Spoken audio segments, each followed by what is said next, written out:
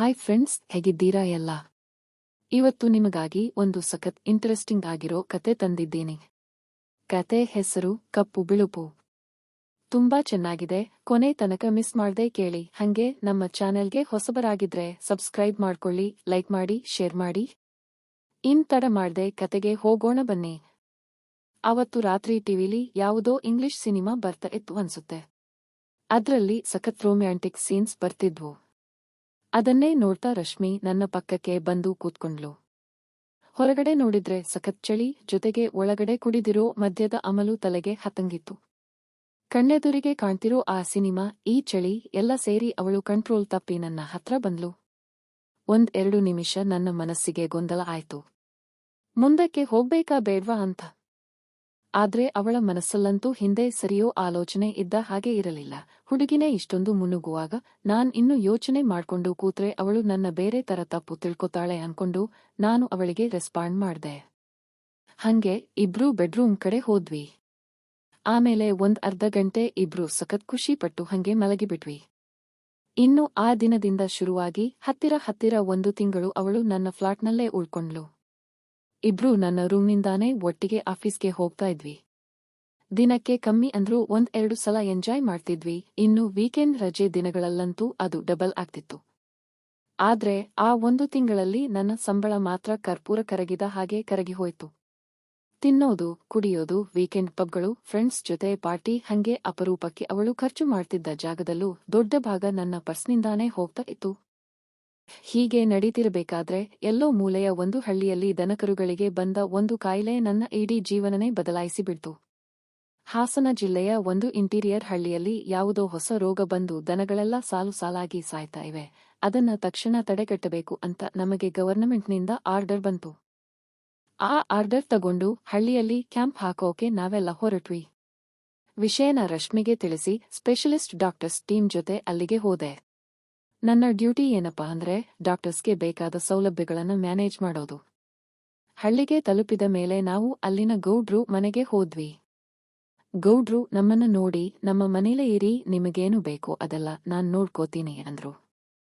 ಊಟ ಹೆಂಗೂ ಗೌಡ್ರ ಮನೇಲೇ ಅಲ್ವಾ, ಅದಕ್ಕೆ ದೊಡ್ಡ ತೊಂದರೆ ಇರಲ್ಲ ಅನ್ಕೊಂಡು ತಂದಿದ್ದ ಬ್ಯಾಗ್ಗಳನ್ನೆಲ್ಲ ಅಲ್ಲಿ ಇಟ್ಟು ಡಾಕ್ಟರ್ಸ್ ತಕ್ಷಣ ಹಳ್ಳಿ ಒಳಗಡೆ ರೌಂಡ್ಸ್ಗೆ ಹೊರಟರು. ಆಮೇಲೆ ನಾನು ಅವರನ್ನ ಹುಡುಕೊಂಡು ಬೀದಿಯಲ್ಲಿ ಹೋಗ್ತಿರಬೇಕಾದ್ರೆ ಎದುರುಗಡೆ 4 ಜನ ಹುಡುಗಿಯರು ಸೊಂಟದ ಮೇಲೆ ನೀರು ಬಿಂದಿಗೆ ಇಟ್ಕೊಂಡು ಬರ್ತಾ ಇರೋದು ಕಂಡ್ರು. ಅವರಲ್ಲಿ ಒಬ್ಬಳು ಹುಡುಗಿ ತುಂಬಾ ಚೆನ್ನಾಗಿದ್ಲು. ಅಬ್ಬಬ್ಬಾ ಅಂದ್ರೆ 19-20 ವರ್ಷ ಇರಬಹುದು. ಒಂದ್ಸಲ ನೋಡಿದ್ರೆ ಲೈಫ್ ಲಾಂಗ್ ಮರೆಯೋಕೆ ಆಗದಂತ ಮುಖ ಅವಳದ್ದು. ದೊಡ್ಡ ಕಣ್ಣುಗಳು, ಸಖತ್ ಕಳೆ ಇತ್ತು ಮುಖದಲ್ಲಿ. ಆದ್ರೆ ಅವಳೇನು ಅಷ್ಟೊಂದು ಫೇರ್ ಬೆಳ್ಳಗೆ ಇರಲಿಲ್ಲ, ಆದ್ರೆ ಕೆತ್ತಿದ ಶಿಲೆಯ ತರ ಪರ್ಫೆಕ್ಟ್ ಫಿಗರ್. ಲಂಗ ದಾವಣಿ ಹಾಕೊಂಡಿದ್ಲು. ನಾನು ಬೇಕಂತಲೇ ಅವಳ ಹತ್ರ ಹೋಗಿ, ಇತ್ತೀಚೆಗೆ ದನಗಳ ಡಾಕ್ಟರ್ ಬಂದಿದ್ರಲ್ಲ, ನೋಡಿದ್ರಾ ಅಂತ ಮಾತಾಡಿಸಿದೆ. ಅದಕ್ಕವಳು, ಬೆಳಗ್ಗೆನೇ ಒಬ್ಬರು ಡಾಕ್ಟರ್ ನಮ್ಮ ಮನೆಗೆ ಬಂದಿದ್ದಾರೆ ಸಾರ್, ನಮ್ಮ ಹಸುನ ನೋಡ್ತಾ ಇದ್ದಾರೆ. ನೀವು ಅವರನ್ನೇ ಹುಡುಕೊಂಡು ಬಂದಿದ್ದ ಅಂದ್ಲು. ಆ 4 ಜನರಲ್ಲಿ ನನಗೆ ಇಷ್ಟ ಆಗಿದ್ದ ಹುಡುಗಿನೇ ಅವಳು. ಹೌದು, ಅವರಕ್ಕೋಸ್ಕರನೇ ಬಂದೆ ಅಂದೆ. ಹಾಗಾದ್ರೆ ಬನ್ನಿ, ನಾನು ಕರ್ಕೊಂಡು ಹೋಗ್ತೀನಿ ಅಂತ ಮುಂದುಗಡೆ ನಡೆದ್ಲು. ಅವಳ ಹಿಂದೆ ಹೋಗ್ತಾ ಅವಳ ಹೆಸರು ಕೇಳ್ದೆ. ರಮ್ಯಾ ಅಂತ ಹೇಳಿದ್ಲು.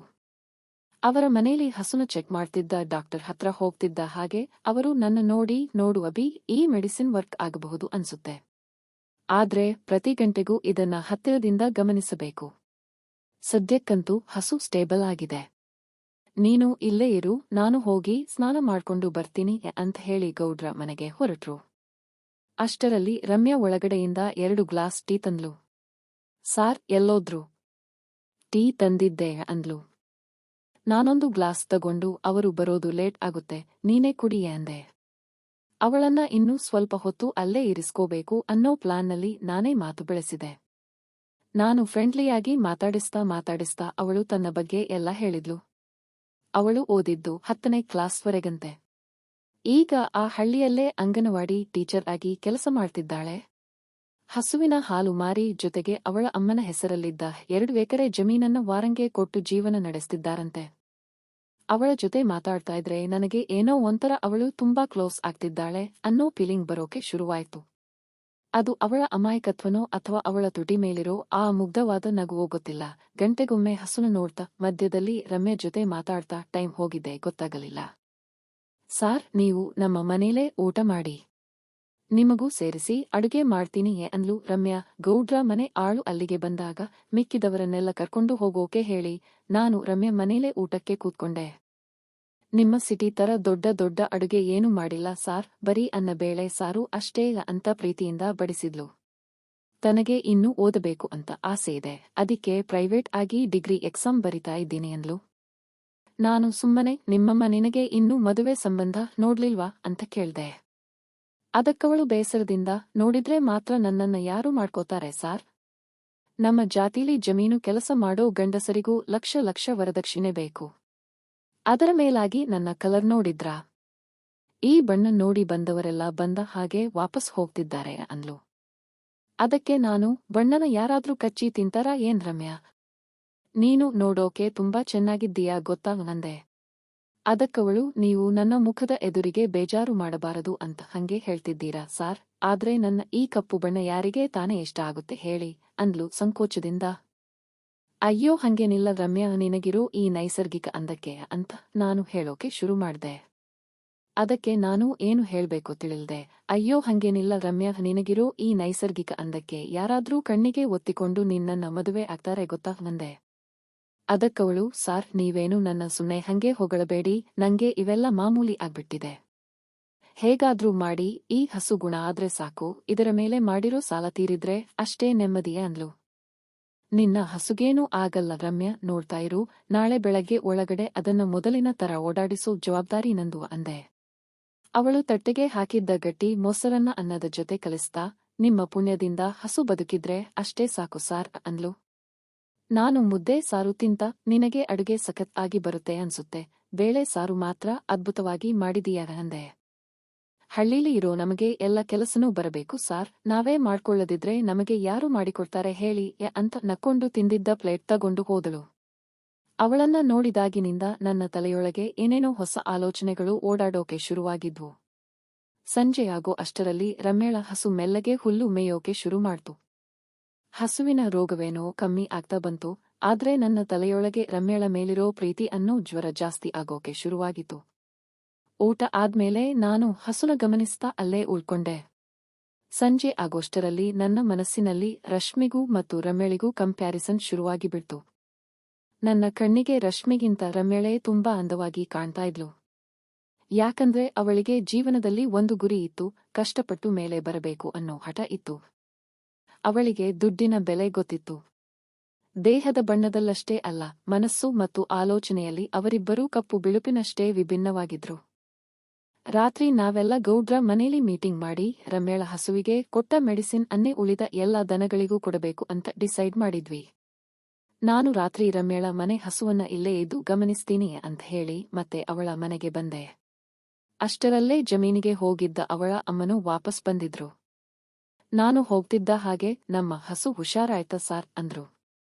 ಹಾ ಅಮ್ಮ, ಗುಣ ಆಗ್ತಿದೆ, ಆದ್ರೆ ರಾತ್ರಿ ಪೂರ್ತಿ ಗಂಟೆಗೊಮ್ಮೆ ನೋಡ್ಕೋಬೇಕು ಅಂದೆ. ಹಾಗಾದ್ರೆ ನೀವಿಲ್ಲೇ ಮಲಗಿ ಸಾರ್, ಮಂಚ ಹಾಸಿಗೆ ಇಲ್ಲೇ ಹಾಕ್ತೀನಿ. ರಮ್ಯಾ, ಸಾರ್ ಇಲ್ಲೇ ಮಲಗ್ತಾರಂತೆ, ಆ ಮಂಚನ ಹೊರಗಡೆ ಹಾಕು ಅಂದ್ರು. ಅವಳು ಮಂಚ ತಂದು ಹೊರಗಡೆ ಹಾಕಿದ್ಲು. ಅದರ ಮೇಲೆ ಕೂತು ನಾವು ಹರಟೆ ಹೊಡಿತಾ ಇದ್ವಿ. ಮಲಗೋ ಮುಂಚೆ ಕುಡಿಯೋಕೆ 1 ಗ್ಲಾಸ್ ಬಿಸಿ ಹಾಲು ತಂದುಕೊಟ್ಲು.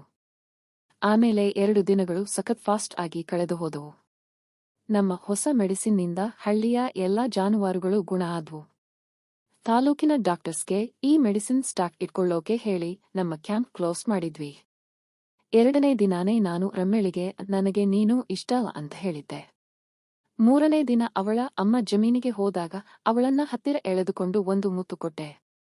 ಅವಳು ನನ್ನ ಬಾಹುಬಂಧನದಲ್ಲಿ ಕರಗಿ ಹೋಗಿ ನನಗೆ ಶರಣಾದ್ಲು. ಆದ್ರೆ ಯಾಕೋ ಗೊತ್ತಿಲ್ಲ, ಅದಕ್ಕಿಂತ ಮುಂದಕ್ಕೆ ಹೋಗೋಕೆ ನನ್ನ ಮನಸ್ಸು ಒಪ್ಪಲಿಲ್ಲ. ನನ್ನ ಕೌಗಿಲಲ್ಲಿರೋವಾಗ್ಲೇ ಅವಳಿಗೆ ಹೇಳ್ದೆ, ನಾನು ಊರಿಗೆ ಹೋಗಿ ನಮ್ಮ ಅಮ್ಮ ಅಪ್ಪನನ್ನ ನಿಮ್ಮ ಮನೆಗೆ ಕಳಿಸ್ತೀನಿ, ಮದುವೆ ಮಾತಾಡೋಕೆ ನೀನು ನಿಮ್ಮ ಅಮ್ಮನಿಗೆ ವಿಷಯ ಹೇಳಿರುವೆ ಅಂದೆ. ಅದಕ್ಕವಳು, ಮದುವೆ ಆದ್ಮೇಲೆ ನಮ್ಮ ಅಮ್ಮ ನಮ್ಮ ಜೊತೆಯೇ ಇರಬೇಕು ಸಾರ್, ಅವರನ್ನು ನೋಡ್ಕೊಳ್ಳೋಕೆ ಬೇರೆ ಯಾರೂ ಇಲ್ಲ ಅಂದ್ಲು. ಅದಕ್ಕೇನಂತೆ ನಿಮ್ಮ ಅಮ್ಮ ನಮ್ಮ ಅಮ್ಮ ಇಬ್ರೂ ನಮ್ಮ ಜೊತೆಯಲ್ಲೇ ಇರ್ತಾರೆ. ಇನ್ನು ಬೇರೇನಾದ್ರೂ ಆಸೆ ಇದೆಯಾ ಈ ಅಮ್ಮನಿಗೆ ಅಂದೆ ತಮಾಷೆಯಾಗಿ. ನಂಗೆ ಇನ್ನೂ ಓದಬೇಕು ಸಾರ್ ಅಂದ್ಲು. ಒಳ್ಳೆಯದು, ಓದು ಅಂದೆ. ಮತ್ತೆ ನಮ್ಮ ಹತ್ರ ಅಷ್ಟೊಂದು ದುಡ್ಡೇನೂ ಇಲ್ಲ ಸಾರ್, ನಾನು ಒಬ್ಬಳೇ ಮಗಳಾಗಿರೋದ್ರಿಂದ ಈ ಜಮೀನು ನಂಗೆ ಬರುತ್ತೆ. ಇದಕ್ಕಿಂತ ಜಾಸ್ತಿ ವರದಕ್ಷಿಣೆ ಕೊಡೋಕೆ ನಮ್ಮ ಅಮ್ಮನ ಹತ್ರ ಆಗಲ್ಲ. ಹೆಣ್ಣ ಹೆತ್ತವರು ಅಂದ್ಮೇಲೆ ಮದುವೆ ಗ್ರಾಂಡ್ ಆಗಿ ಮಾಡ್ಸಬೇಕಲ್ವಾ, ನಮ್ಮ ಕೈಲಿ ಆಗಲ್ಲ ಸಾರ್ ಅಂದ್ಲು ಬೇಸರದಿಂದ. ನನಗೆ 1 ಪೈಸೆನೂ ವರದಕ್ಷಿಣೆ ಬೇಡ ರಮ್ಯಾ, ಮದುವೆನೂ ಅಷ್ಟೇ, ಬೇಕಿದ್ರೆ ರಿಜಿಸ್ಟರ್ ಮ್ಯಾರೇಜ್ ಮಾಡ್ಕೊಳ್ಳೋಣ ಸರಿನಾ ಅಂದೆ. ಅದಕ್ಕೆ ಒಪ್ಪಿದ ಹಾಗೆ ಅವಳು ನನ್ನ ಕೆನ್ನೆಗೆ ಒಂದು ಮುತ್ತು ಕೊಟ್ಟು ನನ್ನನ್ನ ಕಳುಹಿಸಿಕೊಟ್ಲು. ಬೆಂಗಳೂರಿಗೆ ವಾಪಸ್ ಬಂದು ಆಫೀಸ್ನಲ್ಲಿ ಕ್ಯಾಂಪ್ ರಿಪೋರ್ಟ್ ಸಬ್ಮಿಟ್ ಮಾಡಿ ಅವತ್ತೇ ಸಂಜೆ ರಶ್ಮಿ ಜೊತೆ ಡಿನ್ನರ್ಗೆ ಹೊರಗಡೆ ಹೋದೆ. ಮನಸ್ಸಿನಲ್ಲೇ ಡಿಸೈಡ್ ಮಾಡ್ಕೊಂಡಿದ್ದೆ, ಅವಳಿಗೆ ಎಲ್ಲ ವಿಷಯನೂ ಸ್ಪಷ್ಟವಾಗಿ ಹೇಳಿಬಿಡಬೇಕು. ಬಿಳಿ ಬಣ್ಣಕ್ಕಿಂತ ನನಗೆ ಆ ಕಪ್ಪು ಬಣ್ಣದ ಹುಡುಗಿನೇ ಇಷ್ಟ ಅಂತ ತಿಳಿಸಬೇಕು ಅನ್ಕೊಂಡು ರೆಸ್ಟೋರೆಂಟ್ಗೆ ತಲುಪಿದೆ. ನಾನು ಹೋಗಿ ಕೂತು 20 ನಿಮಿಷಕ್ಕೆ ಅವಳು ಬಂದ್ಲು. ಆದ್ರೆ ಅವಳ ಜೊತೆ ಇನ್ನೊಬ್ಬ ಹುಡುಗನೂ ಬಂದಿದ್ದ. ರಶ್ಮಿ ಅವನನ್ನು ತೋರಿಸಿ, hi Abhi, meet my friend Rakesh ಅಂತ ಇಂಟ್ರೊಡ್ಯೂಸ್ ಮಾಡಿದ್ಲು. ಅಷ್ಟೇ ಅಲ್ಲ, ಮುಂದಿನ ವಾರ ನನ್ನ ಇವನ ಜೊತೆ ಎಂಗೇಜ್ಮೆಂಟ್ ಫಿಕ್ಸ್ ಆಗಿದೆ ಅಂತಲೂ ಹೇಳಿದ್ಲು. ನಾನು ಏನು ಹೇಳಬೇಕು ಅನ್ಕೊಂಡಿದ್ನೋ ಅದನ್ನ ಅವಳೇ ಮೊದಲು ಹೇಳಿದ್ದರಿಂದ ನನ್ನ ಮನಸ್ಸಿನ ಭಾರ ಸಖತ್ ಕಮ್ಮಿ ಆಯ್ತು. ಇಬ್ರು ಡಿನ್ನರ್ ಮುಗಿಸಿ ಅವಳಿಗೆ ಬೈ ಹೇಳಿ ರೂಮ್ಗೆ ಬಂದೆ. ಆಮೇಲೆ ಆಫೀಸ್ಗೆ 10 ದಿನ ಲೀವ್ ಹಾಕಿ ಸ್ವಂತ ಊರಿಗೆ ಹೋದೆ. ಅಲ್ಲಿ ನಮ್ಮ ಅಮ್ಮ ಅಪ್ಪನನ್ನು ಒಪ್ಪಿಸಿ ಅವರನ್ನ ಕರ್ಕೊಂಡು ನೇರವಾಗಿ ರಮ್ಮೇಳ ಹಳ್ಳಿಗೆ ಹೋದೆ. ಎಲ್ಲರ ಸಮ್ಮತಿಯೊಂದಿಗೆ ಅಲ್ಲಿನ ಒಂದು ಪುಟ್ಟ ದೇವಸ್ಥಾನದಲ್ಲಿ ತುಂಬಾ ಸಿಂಪಲ್ ಆಗಿ ಮದುವೆ ಮಾಡ್ಕೊಂಡ್ವಿ. ಅಲ್ಲಿಂದಲೇ ಹಾಗೆ ರಮ್ಮೇಳನ್ನ ಕರ್ಕೊಂಡು ಹನಿಮೂನ್ಗೆ ಹೊರಟೆ. ಇದೇ ನೋಡಿ ಫ್ರೆಂಡ್ಸ್ ನನ್ನ ಕಪ್ಪು ಬಿಳುಪು ಕತೆ. ನಿಮಗೆಲ್ಲ ಇಷ್ಟ ಆಗಿದೆ ಅನ್ಕೋತೀನಿ. ಈ ಸ್ಟೋರಿ ಇಷ್ಟಕ್ಕೆ ಮುಕ್ತಾಯ ಆಗುತ್ತೆ. ಧನ್ಯವಾದಗಳು.